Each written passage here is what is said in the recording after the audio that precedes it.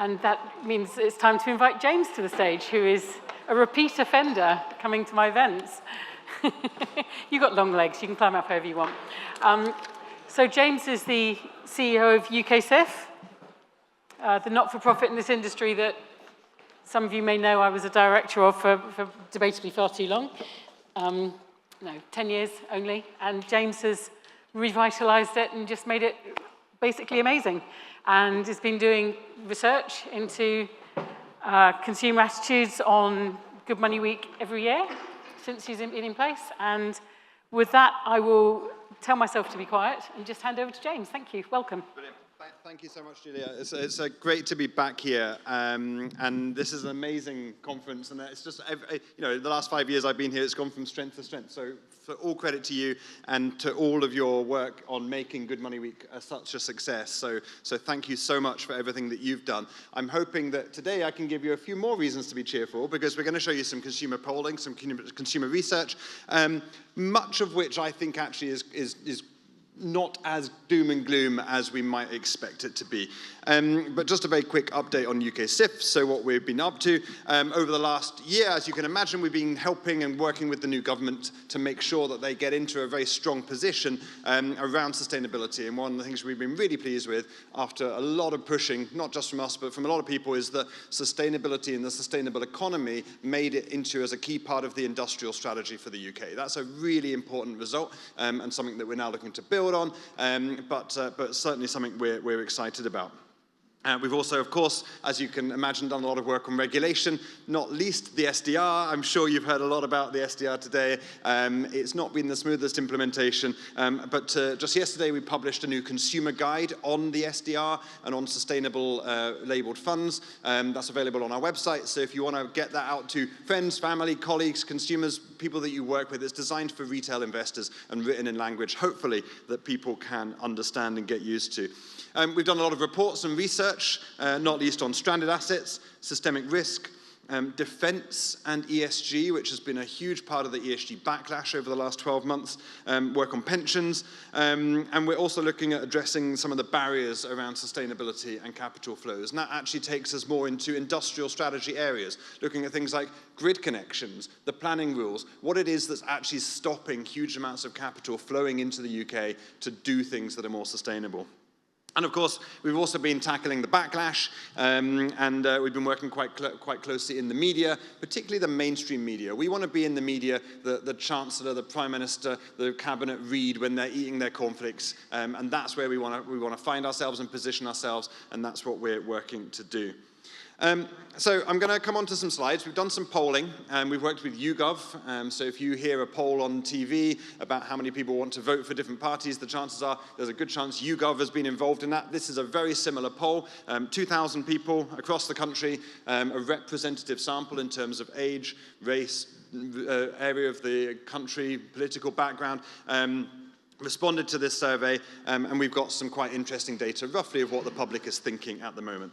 And so I hope it gives a few reasons to be a bit cheerful. So the first question was, to what extent are you comfortable or not comfortable with your saving or pensions being invested in companies which are negatively impacting the environment? And in total, 66% of people are uncomfortable with that. That's roughly unchanged from the same question that we asked last year. Only 6% are comfortable with that.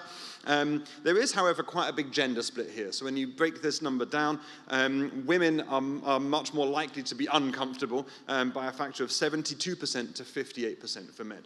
I don't fully know what we can take from that, but a lot of these numbers, I don't know what to read from them, but it just gives an insight into what we're thinking.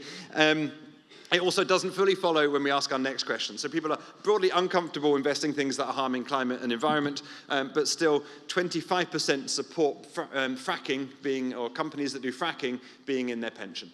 Now, we've done some breakdown by political parties here as well. 52% of Reform voters are keen to see companies that are fracking in their portfolios, but young people, we heard a bit about young people earlier from Solly. Only 14% of young people would like to see fracking in their pensions. So where we've got some interesting disparities, both by political party and by age group particularly, I've tried to throw them into these slides. We then asked, are you comfortable or not with your pension being invested in companies which are helping to solve environmental issues and climate change issues? The total numbers being comfortable is 58%. Now, this is the question we've seen the biggest change from last year. Last year, it was 71% that were comfortable seeing companies helping solve environmental and climate change issues. And only 29% of reform voters are comfortable with those sorts of companies in their portfolio. I actually did say this was reason to be cheerful. I do think it is reason to be cheerful, but when you pick it out, you can sort of make yourself unhappy as well. Now, this is the one that we did some press on yesterday, the extent to which you oppose or support your pension being invested in renewable energy. Now, 80% roughly of the public would like their pension to be invested or support their pension being invested in solutions or renewable energy providers. And actually, more than half of reform voters would like to see their pension invested in renewable energy. And this is quite a nice stat that we managed to get out there yesterday. In fact, we had over 100 media hits yesterday, including I was on Radio 4 at the weekend talking about this. Now, one of the nicest ones for me, this also made it into the Clacton Gazette, which is Nigel Farage's constituency local newspaper. So it said, the headline said, most reform voters back investment in renewables. So I'm quite pleased that he's definitely going to see that when he's reading, if he cares about his constituency when he's reading that. The next one was, are you comfortable with your pensions being invested in companies treating their staff badly? Thankfully, only 4% are comfortable with that. 77% are uncomfortable. And there's actually broad consensus across most of the political parties on this. And then a similar question with a similar result, companies which are treating their customers badly. Only 3% comfortable with that. Now, for me, that's still quite a strange number. If you know that your company is treating its customers badly, it's not likely to do very well. But still, that I think is a positive result there. We then went on to talk about extreme weather. And what impact do you think extreme weather has on your investments or your value of your pension? People clearly don't really know what to think about this. So obviously 2% thought it would have a positive impact. 34% thought it would have a negative impact. 22% thought there'd be no real change. But the biggest group, with more than 40%, is the don't knows. I think a lot of people do not know what impact things that we talk about and think about all the time, extreme weather, climate change, the changes that we're seeing might have on the value of investments. And I think we all intuitively might suppose and presume that there might be some quite real significant portfolio impacts from extreme weather, but it's still clear that we haven't got that message out there. And reform voters are much more likely to believe that there'll be no impact at all or to their pension fund or to their investments from extreme weather. And so I think we haven't necessarily made clear to a wide group of the public that actually extreme weather, some of the impacts of climate change, can have really significant impacts on portfolios. And that's something that I think we probably need to think more about as collectively. Slight change in direction on the next question. We asked a topical question. What extent would you support or oppose your pension being invested in defense companies? Now, 47% of people would support their pension being invested in defense companies. 34% would oppose that. Not surprisingly, the opposition rate is double for young people.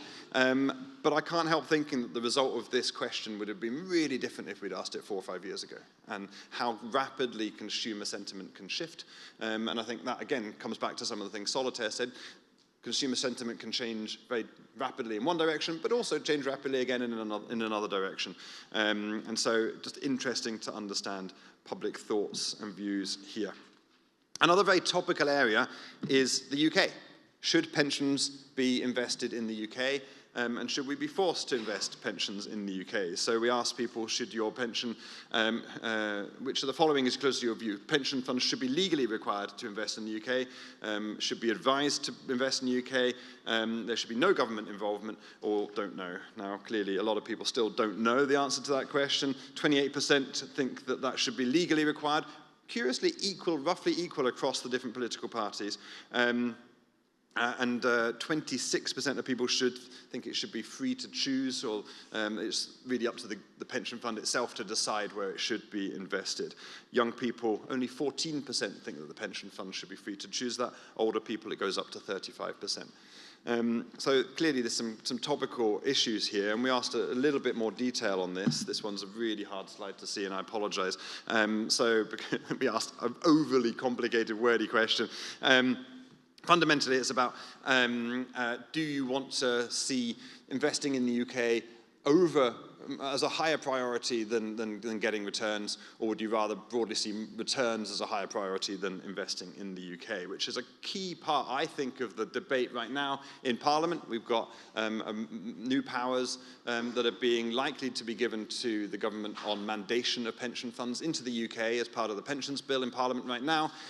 We've been pushing back on that a little bit, and we've been successfully inserted a sunset clause into that legislation, as well as some other kind of key factors. Almost no one wants the UK to take priority in their investments over returns.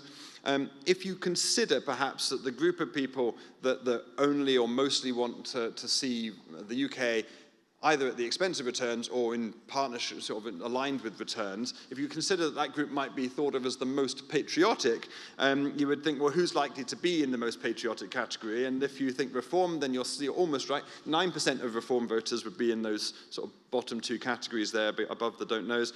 But 12% of Green voters are in that category. Now that's really interesting, because if you listen to folks like Luke Trill, the pollster, and others, that will tell you that where we traditionally think about political divides left and right, there's normally two parameters. There's kind of sort of left and right on an economic basis, and then there's kind of liberal and conservative on a more social basis. Luke Trill will tell you there's now a third category, a third parameter, and it's around the institutions of the country and the frameworks of the country. Do you want to kind of keep the systems and frameworks and institutions that we have, but maybe rebuild them, strengthen them, or do you want to burn it all down? You know, burn the whole thing down. Now, 40% of people in the country are in the burn it down category. And that's actually a really interesting political place to be. You can see what the consequence of many people in that place are in the US. And there's only two parties that are in that burn it all down category. One is obviously Reform, and the other is, in fact, Green. So you're seeing the kind of traditional parties, Labour, Conservative, Lib Dem, are all kind of fighting for that 60% of voters that are currently in the kind of keep the institutions that we have, but reform them, make them more effective, versus the burn it all down. And it's interesting to see some of that playing out in this polling results. Now, interestingly, if you remove the don't knows from this question, 70% of people are not in favour of pension fund mandation into the UK. And that's an important stat that we're using in Parliament to demonstrate there's not strong public support for this policy of UK mandation.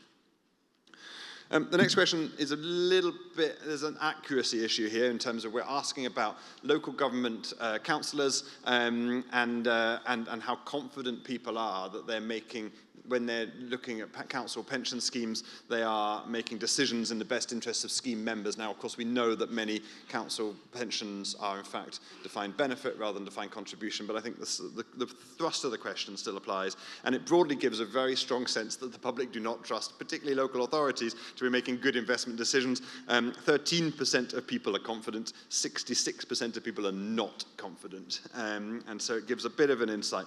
Reform and Conservative voters likely to be the least confident, but interestingly, young people are by far the least confident group. So, yeah, I don't know what that tells you, but I think it's quite interesting. It's not necessarily what I expected. And then the final question that we ask is a question we've been running since 2009, and it gives a very nice longitudinal assessment of where public attitudes are at. Now, I'm not sure if we were to do this poll right now from scratch, we would ask the same question. And it's kind of, because what it suggests is that you can either do good for the world and be sustainable, or you can make returns. Now, I think we would all say that that's either or binary choice is not how this is.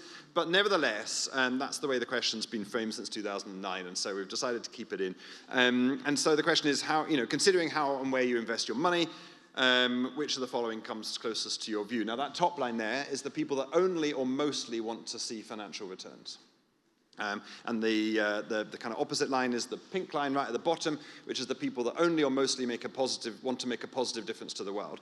Now, that line at the bottom has barely changed in all the time that we've been doing this.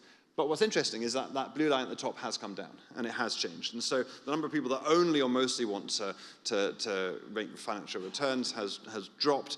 It tipped back up a little bit the last couple of years, but it's dropped again very slightly this year, which is positive, I think a positive sentiment. The broad mirror of that line is actually the white line, which is don't knows. And it feels to us as though when times get tough, people crystallize their view into saying, no, actually, I just need money in my pocket. I'm just not feeling very rich. I just need money to get by. And so they focus more on returns. When times are perhaps slightly better, people say, well, actually, I maybe can afford to be a bit more sustainable. And so it is interesting to see the number of people that don't know is the kind of core mirror there. Now, what I think this chart also shows us is that the years sort of 2020 to 2022 were the golden years from the public perception, as well as what we see from inside the industry as the kind of golden years right now of sustainability and sustainable finance. Of course, we hope to get back to that. But it does suggest that there's been an improvement this year. So I think that's the polls. I don't know what you think, Julia, but I'm quite pleased with where this is at. It's not saying, let's just rip up everything we've been doing. It's not saying this is all nonsense. It's saying, there's still a lot of public support behind the things that we do. There's still a lot of public willingness to think about sustainability. I think even the fact that in the UK, the ESG backlash over the last few months has focused on defense is quite a positive thing, because what it suggests is that the narrative that's been running in the US, which is, oh, your woke pension fund only wants to deal with climate change, isn't that terrible? Whereas the US, a bunch of people said, yeah, that's awful, we just want money. In the UK, you run that same argument, and I think people might say, well, actually, climate change is a big problem, maybe we should be fixing that. And so I think that's why those arguments aren't running here in the same way, and why they've had to find new things to attack and new things to push on. And the defense industry itself is not behind the drive around ESG investment being a problem for their industry. So we know that the backlash is manufactured. We know that there are well-paid lobbyists, guess who pays them, who are pursuing this backlash across the country, across the world. In the UK, they've driven that kind of defense narrative, and we've worked really hard to push back on that. We published a report a few months ago, last month, is available on our website, in partnership with RUSI, the Royal United Services Institute, that knows everything there is to know about defense. So, we are pushing back on that backlash. We think that the public views are positive around sustainability. We think we've got a lot more to do to get the narrative out there and to get the message out there, but still things are going in a positive direction, but we are up against strong forces that are trying to push things the other way, and those forces are vested interests that see what we're doing and feel very threatened by it for the future of their industry. So at UKSIF, we're going to keep fighting this, we're going to keep pushing this, and we will be working with you all tirelessly to make sure that sustainable finance is a core part of delivering a sustainable future. Thanks very much.